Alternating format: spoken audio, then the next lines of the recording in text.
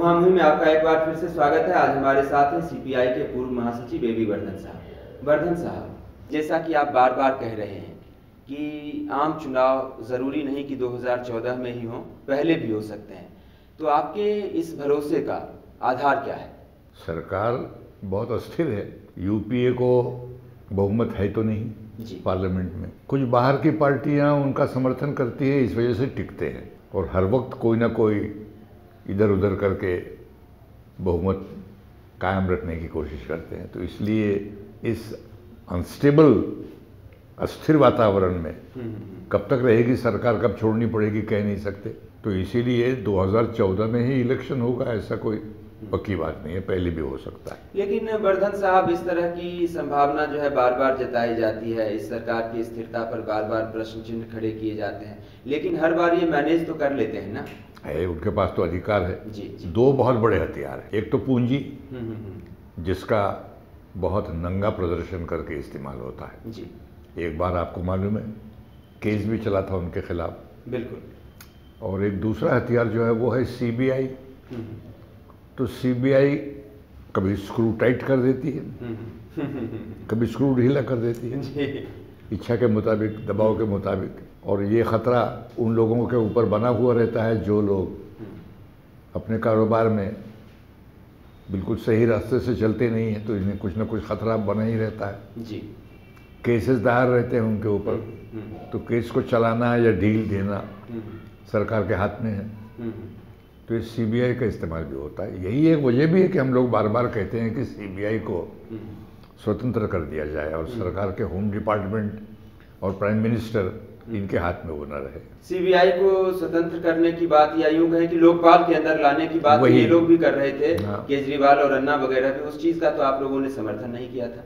नहीं, हम तो सीबीआई इंडिपेंडेंट होने की बात करते हैं। लोकपाल का हाथ के नीचे आना चाहिए, वो भी यानी किसी न किसी के हाथ में ही आएगा। पर सीबीआई को स्वयं पूर्ण होने दीजिए, स्वयं निर्णय करने का हक दे दीजिए, स्वतंत्र रहे, किसी के मातहत न रहे। तो सीबीआई का इस्तेमाल ये जिन लोगों के खिलाफ करते हैं वर्धन साहब, वे तो ज्यादातर वही लोग हैं जिनके बारे में कहा जाता है कि वो आपके थर्ड फ्रंट में आ सकते हैं। बीजेपी के ऊपर भी सीबीआई चल सकता है और कई कांग्रेस जनों के ऊपर में भी, अगर बीजेपी के हाथ में सत्ता है तो कई कांग्रेस जनों पर चल जाएगा। जो लोग सही रास्ते से, सीधे रास्ते से हट कर के काम करते हैं जी, उनके किसी पर भी सीबीआई चल सकता है। नहीं, वो ठीक है, लेकिन हम चूंकि इसको चुनाव से रिलेट करके बात कर रहे हैं, तो समय से पहले चुनाव की जो बात है, एक दफा आप लोगों ने भी सरकार से यूपीए 1 में समर्थन वापस लिया था।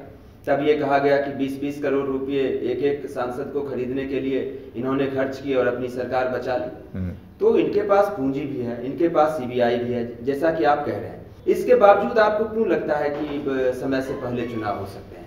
यदि उनको लगे जी कि उनकी नीति चल नहीं पा रही है, सरकार तो बच जा सकती है जी, लेकिन नीतियां चलाने के लिए एक बहुमत की आवश्यकता होती है।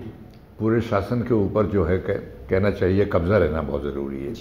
वो कब्जा ढीला हो जाता है, ऑफिसर्स भी बराबर सुनते नहीं हैं। ऑफिसर्स को जब मालूम हो जाता है, ऊंचे दर्जे के जो ऑफिसर्स हैं, कि ये सरकार टिकेगी या नहीं टिकेगी, तब वो सरकार के तमाम हुक्म का पालन भी नहीं करते। तो ऐसे वक्त में एक नई जिंदगी और चलाने के लिए कुछ हद तक चुनाव ऐलान कर दे सकते हैं, जिसको कह सकते हैं आप एक जुआ खेलने की तरह है।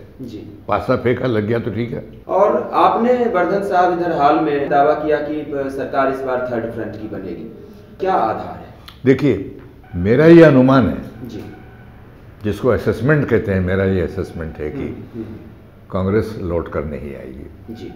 यूपीए सरकार लौट कर आ नहीं सकती। इतने पाप हो गए उसके हिस्से में, इतनी गलत बातें हो गई, इतना जनता के ऊपर में असंतोष है उनके बारे में। कीमतें बढ़ रही है करके हम कह रहे हैं और बढ़ाने का ही और कदम वो ले रहे हैं जी। तो इसलिए लोगों का विश्वास तो हट गया। दूसरा सवाल ये है कि बीजेपी का क्या हाल है। बीजेपी के अंदर जो कलह है अभी इस वक्त, झगड़े जो हैं, उसने बीजेपी का चरित्र और छवि दोनों पर दाग लगा दिया है। अब उस तरीके से बीजेपी कह नहीं सकती कि हम ही इसके विकल्प हैं, कांग्रेस के विकल्प। यद्यपि प्रमुख विरोधी दल है, लेकिन उसके भी आने की संभावना बहुत कम है।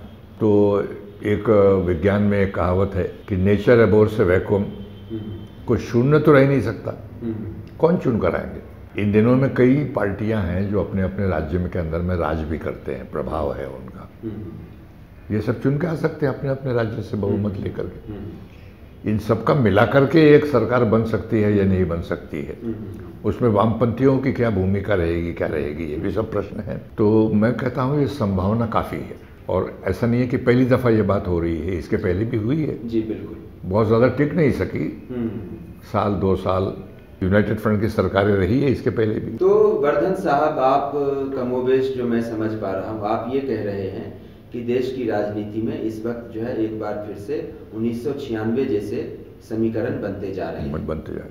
तो इसे मैं वर्धन साहब का हसीन सपना कहूं या वर्धन साहब का ऐसा सपना कहूं जो सचमुच जो है सच होता हुआ दिखाई दे सकता है? सपना नहीं है ये, मैं कह रहा हूँ ये वास्तव स्थिति है आज। सपना तो हम देख रहे हैं समाजवाद का, वो तो मैं सपना का जिक्र नहीं कर रहा हूँ, मैं ये कह रहा हूँ कि ये वास्तव स्थिति है। हाँ, थर्ड फ्रंट की सरकार बनेगी, ये सपना, इसको थर्ड फ्रंट कहिएगा या जो भी कहिएगा, लेकिन ये दोनों चुनकर आने की संभावनाएं बहुत कम है, कांग्रेस का या बीजेपी का। तो ऐसी अवस्था में एक न एक सरकार तो बनेगी ही। तो वर्धन साहब ठीक है, अब यह एज्यूम कर लेते हैं जो आपका असेसमेंट है उसके मुताबिक कि थर्ड फ्रंट की सरकार बनेगी।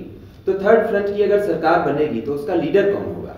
देखिए, हम जो वामपंथी दल के लोग हैं जी, हम थर्ड फ्रंट की सरकार के बारे में कोई बहुत ज़्यादा उत्सुक नहीं है, क्योंकि थर्ड फ्रंट की सरकारों की जो रिकॉर्ड है वो ये कि बहुत ज़्यादा टिक नहीं पाई है जी। और सिर्फ ऐन चुनाव के वक्त में जो कांग्रेसी नहीं है या भारतीय जनता पार्टी के साथ भी नहीं है, वो एक जगह आ गए, सीटों को आदान प्रदान कर लिया और हरा दिया, इस पर लोगों का विश्वास कम है। हम जो वामपंथी पार्टियां हैं इसलिए हम कहते हैं कोशिश ये होनी चाहिए कि एक प्रोग्राम के आधार पर जी एक कार्यक्रम रहे। वैकल्पिक सरकार अगर बनाना है तो वैकल्पिक कार्यक्रम भी होना चाहिए। जी।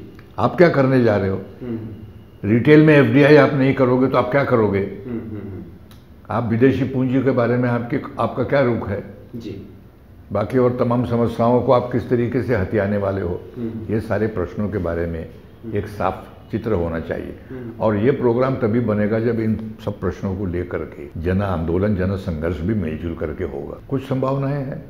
4 वामपंथी पार्टियों के अलावा आजकल तो 4 वामपंथी पार्टियों के साथ एक और वामपंथी दल मजबूती के साथ जुड़ रहा है, CPI-ML भी जुड़ रहा है। निश्चित रूप से। तो हम तो 5 हो जाएंगे। जी जी जी। हो सकता है कि और छोटे मोटे और कई दल हमारे साथ आए, तो वामपंथियों की भी संभावनाएं बढ़ रही है। पांडव के साथ जो है कौरवों का भी समूह आ जाएगा। बिल्कुल आता ही है। 1996 में आप लोगों के सामने मौका था कि आप लोग उस सरकार को लीडरशिप दे पाते, आप लोग पीछे हट गए। अगर इस बार थर्ड फ्रंट की सरकार बनने की स्थितियां होती हैं, क्या फिर से आप वैसा ही करेंगे? मैं समझता हूं कि उस वक्त भी जो पीछे हट गए जी, ये गलत था। वो गलत था और हमारी पार्टी CPI ने इसको गलत कहा भी था। जी। असल में ज्योति बसु जी, जो उन दिनों में चीफ मिनिस्टर थे पश्चिम बंगाल जी, और जिनको अनुभव काफ़ी था मिलीजुली सरकार चलाने का, कोएलिशन गवर्नमेंट चलाने का, उन्होंने इनकार कर दिया, उनकी पार्टी ने इनकार कर दिया। लेकिन आप जानते होंगे कि स्वयं ज्योति बाबू ने और उस पार्टी के महामंत्री, उन दिनों के तत्काल के महामंत्री कॉमरेड हरकिशन सिंह सुरजीत, उन्होंने दोनों ने ऐतिहासिक भूल बताया। तो ऐतिहासिक भूल तो वो था ही, और ऐतिहासिक भूल इतिहास में एक बार हो सकता है, बार बार नहीं हो सकता। तो ये आपकी बात से यह क्लियर है कि अगर थर्ड फ्रंट की सरकार बनती है और अगर वामपंथी मोर्चा इस हालत में रहा कि वो उसको नेतृत्व दे सके, तो वामपंथी मोर्चा इस बार आगे बढ़ के उसको नेतृत्व देगा। संभावना है। मैं संभावना की बात कर रहा हूँ, पर मैं कह रहा हूँ कि संभावना ये भी है कि जिस पार्टी के पास सबसे अधिक MPs रहेंगे जी, वो दावा करेगा। तो उस संभावना पर हम बाद में बात करेंगे। लेकिन अगर वामपंथी मोर्चा के सामने नेतृत्व करने की स्थितियां बनी, तो फिर आप लोगों के गठबंधन से कौन होगा नेता? जैसे उस वक्त ज्योति बाबू थे, आज कौन है आपके सामने? देखिए, वो हर वक्त उस वक्त से जुड़ा हुआ जो आदमी है वो आ जाता है सामने। प्रकाश करात या AB बर्धन? न प्रकाश करात ने AB बर्धन, मैं इन दोनों का नाम नहीं कह रहा हूँ जी जी। ये खुद MPs भी नहीं है। आजकल क्या है, आजकल तो लोकसभा से चुना जाना भी जरूरी नहीं, राज्यसभा से चुन के आ जाए। नहीं, हो सकता है, ये भी संभव है। 10 साल से मनमोहन जी तो ऐसे ही राज कर रहे थे। लेकिन मैं कह रहा हूँ कि ये बहुत दूर की कौड़ी है। तो वो पास की कौड़ी जो होगी वर्धन साहब, तो उसमें वर्धन साहब और करात साहब के अलावा तीसरा नाम कौन होगा? मैं कह रहा हूँ ना, every time finds it's man. वो आदमी आ जाता है सामने। तो साहब अगर देवेगौड़ा साहब और गुजराल साहब की तरह नाम आप खुदाएंगे उस वक्त, तो फिर तो उनका भी वही हश्र होगा जो देवेगौड़ा साहब और गुजराल साहब का हुआ। नहीं तो उनकी कोई कमजोरी की वजह से वो सरकारी नहीं गई। जी जी। आपको मालूम है कि सीताराम केसरी जी की हरकतों से वो दोनों सरकारें गई। जी जी जी। तो इसलिए कांग्रेस के भरोसे अगर वो सरकार टिकी रही या और किसी के भरोसे अगर वो सरकार का बहुमत रहा तो समर्थन वापस लेने की संभावनाएं रह सकती है। तो इसलिए मैं ये समझता हूँ कि सरकार इस वक्त तभी बने कि जब इन पार्टियों का, इन दलों का जो इस मोर्चे में आएंगे उनको बहुमत क्लियर हो। थर्ड फ्रंट की सरकार बन सकती है, एक थ्योरी ये आपकी है। दूसरी थ्योरी आडवाणी जी की है कि थर्ड फ्रंट की सरकार भी अगर बनेगी तो तभी बनेगी जब उसको या तो बाहर से कांग्रेस सपोर्ट करे या बाहर से बीजेपी सपोर्ट करे। मैं वही कह रहा हूँ, उसमें खतरा बना रहता है। आडवाणी जी ने जो कहा उसमें ये बना रहेगा, क्योंकि ये दोनों सत्ता पर कभी ना कभी कब्जा करने के। ठीक है वर्धन साहब, तो इसलिए मैं पूछ लेता हूं आपसे कि मान लीजिए कि इस तरह की सरकार बनने की स्थितियां बनी जिसको बीजेपी या कांग्रेस के समर्थन की जरूरत पड़े, तो ऐसी सरकार में आपका मोर्चा जाएगा? नहीं जाएगा। मैं समझता हूं कि इसमें जाने का कोई मतलब नहीं है। ये हाथ काला करना है और इनके भरोसे ही जीना है। सरकार का कामकाज भी बराबर चलेगा नहीं फिर। और जो मैंने कहा कि वैकल्पिक नीतियों को लेकर के सरकार बननी चाहिए, वैकल्पिक नीतियां भी ये चला नहीं पाएंगे। तो उन वैकल्पिक नीतियों के आधार पर कांग्रेस और बीजेपी को छोड़कर जो सो कॉल्ड थर्ड फ्रंट होगा उसमें कौन कौन सी पार्टियां होंगी वर्धन साहब? 5 तो आपकी पार्टियां हो गई, बाकी पार्टियां कौन कौन सी होंगी? बीजेडी है, AIDMK है जयललिता के नेतृत्व में, आपके मुलायम सिंह जी हैं, देवगौड़ा जी की भी पार्टी है कर्नाटक में। ये सब तमाम पार्टियां हैं। चंद्रबाबू नायडू भी होंगे। चंद्रबाबू नायडू तो है ही TDP के। लेकिन वर्धन साहब, जिन पार्टियों के और जिन नेताओं के आपने नाम लिए वे सभी जो है कांग्रेस और बीजेपी के विरोध की राजनीति तो करते हैं, लेकिन क्या उनकी पार्टियों का चरित्र कांग्रेस और बीजेपी के मूल चरित्र से अलग है? कम से कम जितने बड़े बड़े घोटाले हुए हैं उनसे तो वो जुड़े हुए नहीं हैं। क्या आप श्योर होकर ये कह सकते हैं कि जिन राज्यों में वो सरकारें चला रहे हैं वो भ्रष्टाचार मुक्त सरकारें चला रहे हैं? भ्रष्टाचार मुक्त सरकार के बारे में कोशिश करने दीजिए अन्ना हजारे जी को और केजरीवाल जी को ही। आज के वर्तमान पूंजीवादी व्यवस्था में और जो नीतियां चल रही है उसमें वो जड़ बनी हुई है भ्रष्टाचार की, और वो भ्रष्टाचार की जड़ें तब तक नहीं जाएंगी जब तक का ये जो संबंध है, नाता जुड़ा हुआ है कॉरपोरेट हाउसेस जिनको हम कहते हैं, बड़े पूंजीपति, बड़े ऑफिसर्स, ब्यूरोक्रेसी और नौकरशाह के जो बड़े बड़े सब हस्तियां हैं। तो राष्ट्रीय पार्टियों के भ्रष्टाचार का विकल्प क्षेत्रीय पार्टियों का भ्रष्टाचार हो सकता है क्या? इस वक्त मैं किसी को सर्टिफिकेट नहीं दे रहा हूं और मेरी सर्टिफिकेट से कोई भ्रष्ट पार्टी भ्रष्टाचार से मुक्त नहीं हो जाएगी। और एकदम भ्रष्टाचार मुक्त यही एक नारा अभी हो नहीं सकता। जैसे मैंने कहा कि जब तक की पूंजीवादी व्यवस्था है और ये व्यवस्था में ये ताल्लुकात जुड़े हुए हैं, ये संभावनाएं रहती है। कांग्रेस और बीजेपी के विकल्प के तौर पर जिन पार्टियों के मोर्चे की हम लोग अभी बात कर रहे हैं, एक तो भ्रष्टाचार की बात हुई, भ्रष्टाचार के प्लेटफॉर्म पर शायद वो पार्टियां भी बहुत अलग नहीं दिखाई देती। दूसरा मैं आपको वंशवाद कह देता हूँ। अब मुलायम सिंह जी की पार्टी में उतना वंशवाद है जितना वंशवाद तो शायद कांग्रेस में भी नहीं है। तो अभी तो उसको इश्यू बना करके कोई लड़ नहीं रहा, इसीलिए मैं कह रहा हूँ वैकल्पिक एक कार्यक्रम वो जो कि जनता के जीवन से जुड़ा हुआ हो। जमीन की एक लड़ाई है, जमीन का प्रश्न, जमीन जो हाथ से छिन रहा है किसानों का, वो एक प्रश्न है जुड़ा हुआ और उसके संघर्ष भी हो रहे हैं जगह जगह पर। अन्न सुरक्षा का प्रश्न जो बहुत बड़ा प्रश्न है, खुदरा व्यापार और उसके अंदर में FDI का प्रश्न, दाम जो आसमान को छू रहा है उसके ऊपर काबू पाने का प्रश्न, सब्सिडीज जो देना चाहिए वो सब्सिडीज किनको दिया जाए, कितना दिया जाए। इन दिनों में जो सब्सिडीज दिए जा रहे हैं बड़े घरानों को दिए जा रहे हैं, हर तरह की सुविधाएं उनको दी जाती है, यहाँ तक कि इनकम टैक्स में सुविधा है। तो ये सारी चीज़ों को लेकर तो एक वैकल्पिक नीति बने। भ्रष्टाचार ये जो एक चीज़ है, ये लड़ाई प्रदीर्घ लड़ाई है, अभी की नहीं है। मैं तो कहता हूँ अन्ना हजारे जी कभी कभी सच कहते हैं जी। वो कहते हैं लोकपाल भी अगर बन जाएगा तो 100% तो भ्रष्टाचार मुक्ति की बात करते भी नहीं है जी। वो कहते हैं कि हाँ 60% 70% मुक्त हो सकता है। मैं भी इस बात को मानता हूँ। आपकी बातों से कहीं से लगता है कि अन्ना हजारे की जो थ्योरी है उससे आप लोग किसी हद तक सहमत दिखाई देते हैं। तो क्या इन 5 वामपंथी पार्टियों के मोर्चे में क्या आम आदमी पार्टी को भी शरीक कर लेंगे? मैं भी उन पार्टियों का नाम लिया कि जो पहले से ही है साथ में। आप एक ऐसी पार्टी का जिक्र कर रहे हैं कि जो अभी अस्तित्व में कल आया जी। पार्टी बनी नहीं है अभी तक की, और पार्टी बनाना इतना आसान भी नहीं है। मैं तो हमदर्दी रखता हूं उनके साथ कि वो पार्टी बनाए और तो देख ले कि पार्टी का क्या है। दाल आटे का भाव जिसको कहते हैं तब मालूम पड़ेगा। जी जी। आपको लगता है कि जिस तरह से इस व्यवस्था में एक आम आदमी हलाल हो जाता है उसी तरह से इस राजनीतिक व्यवस्था में आम आदमी पार्टी भी हलाल हो जाएगी? मैं चाहता हूं कि वो बनी रहे, लेकिन हलाल होने का खतरा है कभी भी। वो तो खैर किसी भी पार्टी को है। जी जी जी। मैं कहता हूं जो बनी हुई पार्टियां हैं यदि भ्रष्टाचार के शिकार वो बनते चले गए तो ये सारी पार्टियां कोलैप्स भी हो जाएंगी। जनता का विश्वास ही अगर उनसे हट गया तो उन पार्टियों की क्या हैसियत रहेगी फिर आगे चल करके। तो ये खतरा तो हर पार्टी को है। अधिक खतरा उस पार्टी को है जो अभी तक बनी ही नहीं। जी। बने जी। ठीक है, शुभकामनाएं हैं मेरी।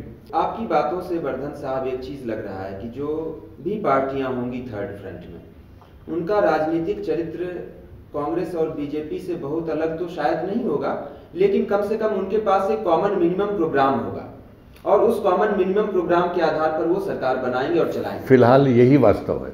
एकदम एक आइडियल कोई एक आदर्श कोई एक सरकार बन करके आए ये तो मैं कह भी नहीं रहा हूँ जी। और ये अपेक्षा भी नहीं कर रहा हूँ। इसी स्थिति को बदलने का, परिवर्तन करने का, थोड़ा बहुत बदलाव लाने की इतनी ही बात हम कर रहे हैं। मुलायम सिंह जैसे कुछ नाम हैं जो बीच बीच में उछलते रहते हैं कि थर्ड फ्रंट को वो लीड करेंगे और प्रधानमंत्री वो बन सकते हैं। अभी नारायण दत्त तिवारी ने भी कह दिया कि अखिलेश जी जो है यूपी चलाएंगे और मुलायम सिंह जी जो है भारत चलाएंगे। मैं कहता हूँ अगर इनका इरादा है जी, महत्वाकांक्षा है तो कोई गलत तो नहीं है। और यदि ये अधिक से अधिक लोगों को चुनकर ला सके अपने इलाके में तो दावा भी कर सकते हैं। मैं तो नहीं कह सकता कि कितने भी ला सकते हैं, ये तो अभी अगला चुनाव ही दिखाएगा। तो अगर मुलायम सिंह जिस तरह से विधानसभा चुनाव में उन लोगों ने कामयाबी हासिल की, अगर उसी तरह से लोकसभा चुनाव में भी कामयाबी हासिल कर लेते हैं तो अमूमन अगर 50 सीटें भी वो ले आते हैं तो उनका दावा तो मजबूत हो जाएगा ना। दूसरों की तुलना में होगा। उत्तर प्रदेश एक बहुत बड़ा राज्य है जी, और आप जानते हैं कि 80 पार्लियामेंट सीट सिर्फ उत्तर प्रदेश में ही है। जी जी। 50, 40, 45 अगर वो लाए तो उनका दावा तो रहेगा।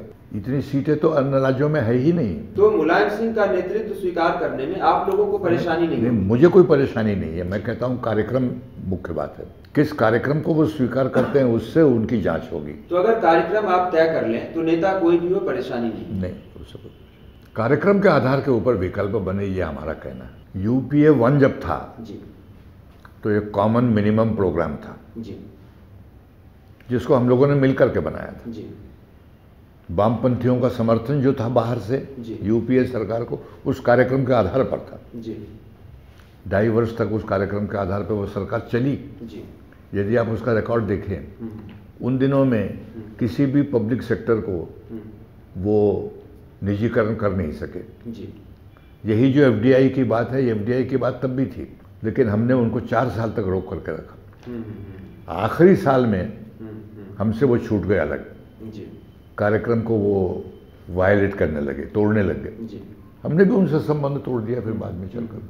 तो मेरा यही कहना है कि जब सरकार बन रही होती है तब सारे कार्यक्रम आ जाते हैं वर्धन साहब, जब सरकार बनकर चलने लगती है तो सारे कार्यक्रम हवा हो जाते हैं। अगर कार्यक्रम के आधार पर सरकार नहीं चली तो वो सरकार को रहने का हक भी नहीं है। मैं कहता हूँ फिर चुनाव के पहले ऐलान करने का मैनिफेस्टो का मतलब ही क्या है? कांग्रेस की सरकार आपके मुताबिक नहीं बनने जा रही है, बीजेपी अपने अंतर विरोधों की वजह से ही नहीं बना पाएगी, थर्ड फ्रंट के पास इतनी संख्या नहीं होगी कि बीजेपी अथवा कांग्रेस के समर्थन के बिना वो अपनी सरकार बना पाए।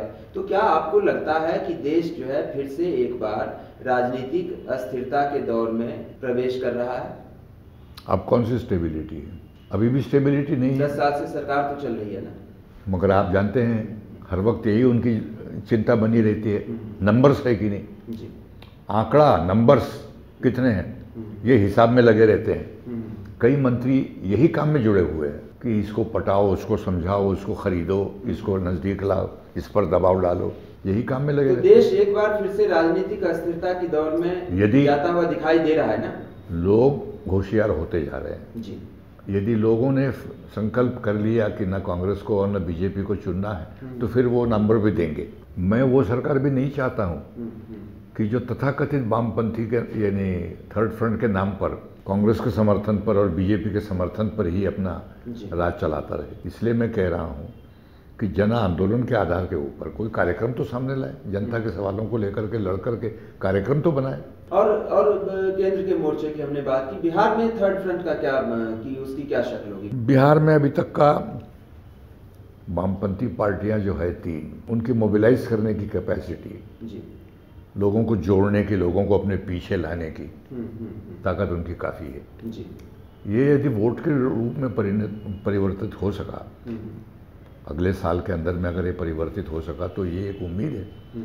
लेकिन ये भी तीनों वामपंथी दल मिलकर के भी एक विकल्प नहीं बनते हैं जब तक कि और कुछ लोगों को साथ में वो ना ला सके। अभी जो बनी हुई पार्टी है, न नीतीश कुमार न लालू प्रसाद यादव, इन दोनों के साथ तो संपर्क का कोई प्रश्न नहीं उठता है और ये रहेंगे भी नहीं। वो तो कांग्रेस से जुड़े हुए हैं और ये बीजेपी से जुड़े हुए हैं। तो फिर बिहार के अंदर तो कोई थर्ड फ्रंट जैसा और भी कई लोग हैं, छोटी मोटी पार्टियां हैं या सामने आएंगी शक्तियां, इंडिविजुअल्स भी हैं। तो ये श्योर है कि जो आपका मोर्चा बिहार के अंदर होगा उसमें लालू यादव नहीं होंगे? अभी तो वो कांग्रेस के साथ है और हम जब कांग्रेस को ही गिराना चाहते हैं तो जब तक वो कांग्रेस के साथ रहेंगे आपके मोर्चे में लालू यादव नहीं हो सकते? नहीं हो सकते हैं। और जब तक बीजेपी के साथ तब तक ये भी नहीं हो सकते। तो बिहार में फिलहाल जो है उस तरह का कोई मोर्चा नहीं दिखाई दे रहा है? अभी तो नहीं है, कोई इसी आंखों के सामने तो नहीं दिखाई दे रहा है। नीतीश कुमार की सरकार की तो आप बड़ी आलोचना करते हैं, आपकी पार्टी आलोचना करती है, लेकिन अगर बीजेपी से वो अलग हो जाए तो आप उनको वेलकम करने के लिए भी तैयार है? इसमें कुछ विरोधाभास नहीं है वर्धन साहब? वो अलग होने की स्थिति में आज है जी। उनकी तो सरकार कल गिर जाएगी अगर अलग होने, और उनमें वो हिम्मत भी नहीं है। नवीन पटनायक ने ये हिम्मत दिखाई थी और बीजेपी से नाता तोड़ दिया चुनाव के पहले, 6 महीने पहले ही तोड़ा और 6 महीने तक टिकी रही सरकार जी। और फिर जब चुनाव वो लड़े तो एकमात्र उन्होंने ये बहुमत हासिल कर दिया जी। ये हिम्मत है क्या इन्हें? और मैं तो कहता हूँ उल्टे रास्ते पे चले। पहली दफ़ा जब चुन करके आए तो सिर्फ 50-52 लोग बीजेपी के थे, उन्होंने फिर से 7 लेकर के चुनाव लड़े और नतीजा ये हुआ कि 92 हो गए 52 की जगह में। कहीं अगली दफ़ा 100 ना हो जाए। वो इस नीति ने उनको साथ नहीं दिया, मदद नहीं की। यदि वो समझते हैं इस बात को तो फिर देखा जाए। तो नीतीश कुमार जो है बीजेपी की बैसाखी पर चल रहे हैं? बिल्कुल चल रहे हैं। बैसाखी नहीं है वो। नीतीश कुमार के पास 112-115 करीब कुछ होंगे और इनके पास 92 है। जी जी। लगभग बराबरी में आ गए। नीतीश कुमार ने क्या मदद की? तो बीजेपी सिर्फ बैसाखी नहीं रह गई है, नीतीश कुमार जी की टांगे बन गई? बिल्कुल टांगे बन गई है, बैसाखी नहीं, इसलिए मैं कह रहा हूँ बैसाखी ना कहिए। क्या नीतीश कुमार जी जो राजनीति अभी कर रहे हैं बिहार में उससे आप इत्तेफाक रखते हैं? बिल्कुल इत्तेफाक है हमारा, तभी तो हम लड़ रहे हैं। वायदे कर रहे हैं, घोषणाएं कर रहे हैं, अमल में क्या आ रहा है? एक बात वो कह रहे हैं, उससे जहाँ तक मैं समझता हूँ वो ठीक है। बिहार को एक स्पेशल दर्जा मिलना चाहिए, ठीक है। बिहार जब उससे अलग हो गया झारखंड का हिस्सा, तो तमाम जितने उद्योग हैं, राजस्व पाने के जो स्रोत थे वो सब घट गए।